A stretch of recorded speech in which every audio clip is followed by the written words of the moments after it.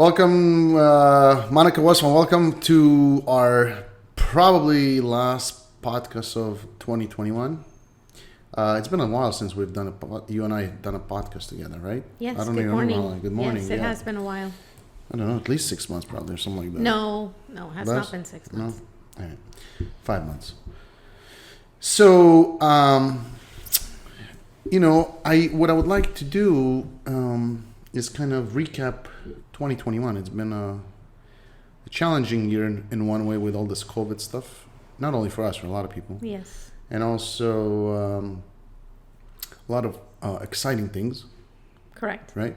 And also I want to kind of touch a little bit on what's coming and next year. Yeah. Hopefully early next year than later next year. So why don't we kind of start with, why don't you start with telling our audience about how we did with COVID and, our employees and inoculations and all those things. So this year, as you said, was a bit of a challenging year, as it was in 2020. But this year I do want to start off by saying that we're very fortunate and thankful that we had no outbreaks of COVID for any of our residents. Does that mean we had no infections? That is correct. So no positive cases? No. Nice.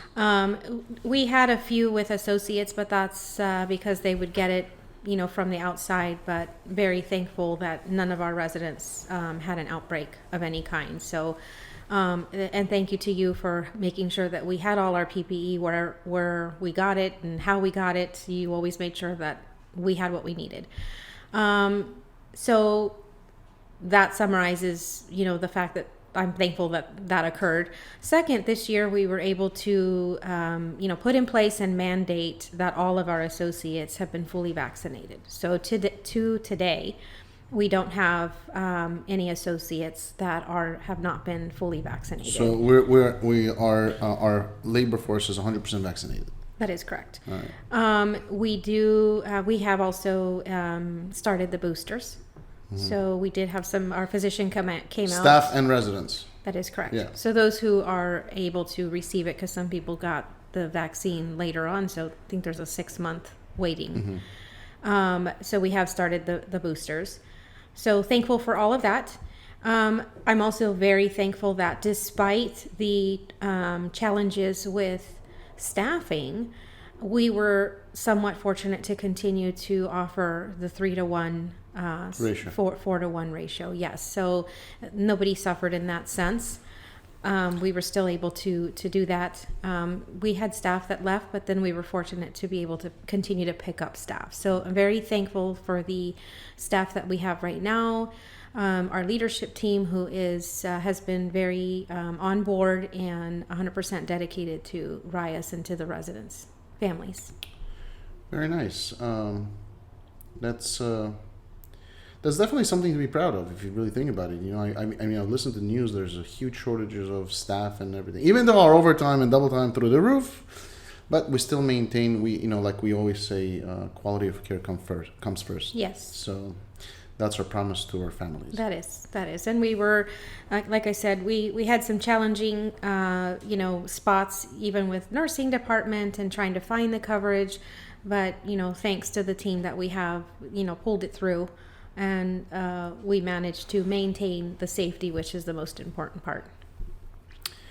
So why don't we elaborate a little bit more as to what is our plan? And actually, we started this year. Actually, we just started a week ago. What we're planning to do with our small facilities. Let's start with Larrabee, right? So we elected to close it. That is correct. So I know we presented the fact that because we're going to start construction on what we call the campus, which is the homes that surround Gardner and Sierra Bonita, we propose that we close down Larrabee and move the residents that were there into some of our existing homes, to begin the project. We know that eventually it's going to have to happen. So we made the decision, you and I made the decision that it was probably best that we begin to do that, because eventually all of the homes will close except for the ones that are on the campus, correct? Correct. So we'll have a total of about 80 beds on campus. Yes. We're gonna slowly shut down the small 6 one. beds, 9 Yeah. beds, 11 beds, and just concentrate and operate the campus as a single. So now that you say that, tell it would be nice to. I mean, I know we'll have photos and what have you not as we begin, but we're hoping the first quarter of 2022 to begin this project. So elaborate a little bit on what does that look like for those that don't know what is it that we're talking about when we say the campus. So it's actually a very exciting project. It's a project that has been in the making probably, I don't know, well over 10 years. There are 6 parcels of land located on Gardner and Sierra Bonita. Mm-hmm. It's about an acre of land Yeah. altogether. Yeah. And there's one more piece of property that, I don't know, maybe I'll be able to get, maybe not. I don't know, but it's irrelevant for the purpose of this project. What we're gonna have about 70.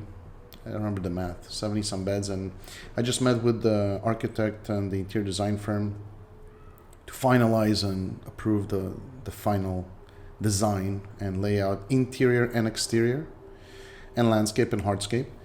So it'll be a very unique project in a sense that you will still live in a small home, but you'll have the amenities of a large community.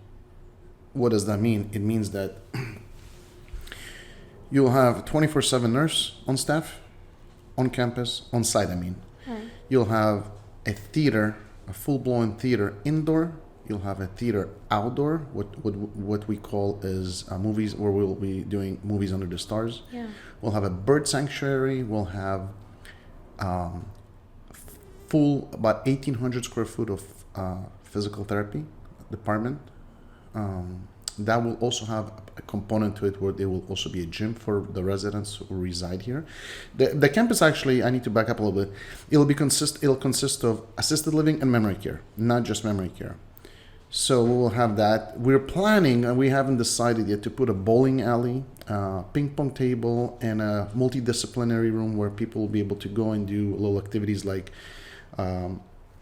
the executive chef will be able to do cooking with the cooking classes, arts and crafts, bingo. But I don't mean like, I'm talking about taking it to the next level. You know? So there's a lot of cool stuff that is happening. The building itself, the dining, the culinary experience will be very unique. We're building a formal dining room. The dining room will have indoor capability and outdoor capability. So there's a lot of cool stuff that we're putting there. It's going to be very unique. And I just hired a company that will give us a 3D rendering what it's going to look like when it's completely done. Nice. So we can post that. But we cannot expose all the secrets. We need to leave a little bit to the end to make sure that people are still, you know, kind of. But I do want to also hone in on the fact that we're still going to offer, you know, that quality care. That is the bottom thing, the base thing that we always will offer, regardless. Yeah. And on top of that, we'll offer everything else. Right, but we'll still have the 3-to-1 ratio. Yep.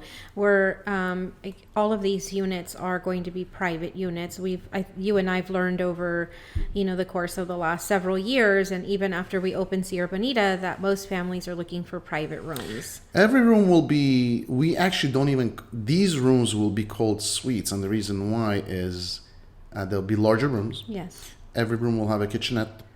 Every room will have a fireplace. Every room will be will have a private bathroom, private shower, its own temperature control. Some rooms you will be able to interconnect with another room. So if you want to have a living room and a bedroom, you'll be able to do that as well. It'll be completely different than what we offer now on a whole different level. Well, and I think the most important part is we're also understanding that, you know, the families looking today are looking for the private room, but somewhat of what they can call still their own little apartment or their own little home. Mm-hmm. So the design team and, you know, the architect, with the collaboration of both of us, it's really just how much space should we offer, should we give them? Because at the end of the day, they're looking for the amount of space that they're going to live in, the quality of care, the food and activities or engagement, and everything else that comes along. It's a very exciting project. It is coming. We know it's coming the first quarter of We're going to break ground first quarter of 2022. 2022. Yeah. So that said, let's talk a little bit about our everlasting project that we've been, you and I have been talking about for such a long time, and that is, I want to say it's your baby, right? It's your first big baby. It's San Clemente. So well, that's really coming to an end. So hopefully, according to the team in San Clemente, it should be done in January 17th. Wow. So I do know that we've hosted many events there. We've had many sneak peeks, and we have lots of families who are interested. We've got deposits.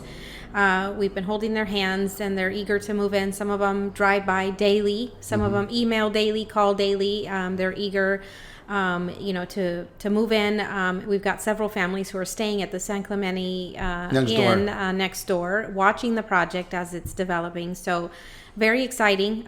We can't wait to turn that one over and be able to show a full view and a tour online of what that looks like, and still providing the same level of care that we provide now. So I'm super excited even to start. We've officially started hiring everybody. Yep. We do have somewhat of a team right now. We do have an executive director. Yep. We have, a chef. We've got a maintenance director on site. Nurse. We do have 2 nurses. Yep. Fortunate that we do have.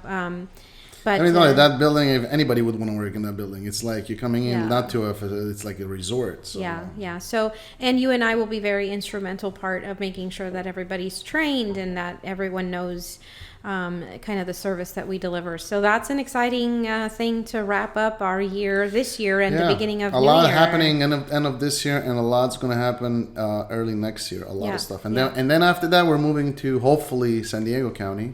Yep. Do something on a bigger scale, something like independent living, assisted living, and memory care. So more level of cares, but so there's a lot of exciting thing, and then maybe even partner up with a few things to as an operator. You know, a lot of people reached out and asked me if I would like to take on and operate their buildings on there. So there's a lot of things that are happening, good things that are happening, and I'll still continue to be out there and see what technologies we can input or implement into our buildings to be different and unique and provide better services to our residents. Yeah. Well, I mean, again, to summarize, this year.